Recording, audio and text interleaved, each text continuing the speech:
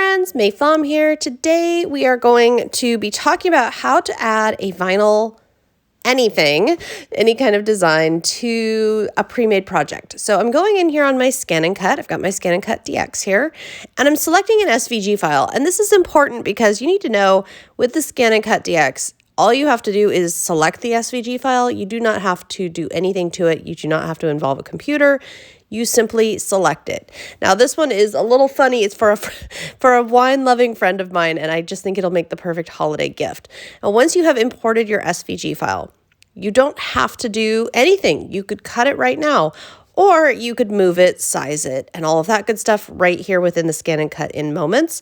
I know I'm gonna want to center this. I'm going to click OK, and I've double checked that the sizing will work. I'm putting this onto a pillowcase, and I've double checked that the sizing should work for that just fine. But the one thing I will want to do you see how I just pushed that little arrow, 2-arrow button? I reversed the text.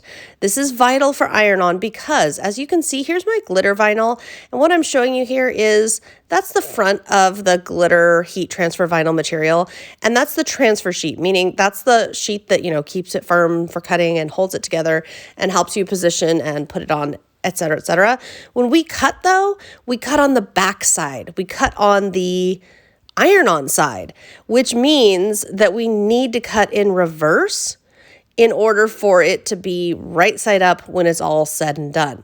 And I point that out because it's a very expensive mistake to make. Heat transfer vinyl is not free, it's not cheap.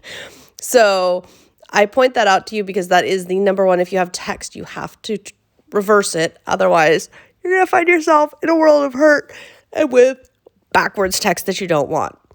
All right, so once we cut it out, we're going to weed it, which means exactly what it sounds like. I've also got my iron heating up, and we're just going to remove this. Now, I'm going to be putting this on a pillowcase that I made, and I have a video for that last week here on my YouTube channel, how to make the pillowcase. I do those occasionally. There's several, actually, how to make a pillowcase videos. But what you're going to do is you're just going to pull slowly because you want to catch. Now, the glitter heat transfer vinyl, I will tell you, is the easiest of the heat transfer vinyls because it's a little thicker and it's a little easier to work with. It doesn't really stretch or break the way other vinyl can. So you still want to be gentle. You still want to move slowly, carefully. But if you're working with a glitter heat transfer vinyl, it's just a little bit easier.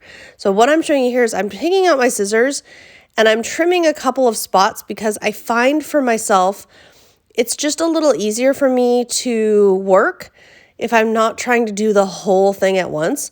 So what I'll kind of do is decide, okay, well, I want to, transfer this side over here. And you might have seen that one little piece ripped.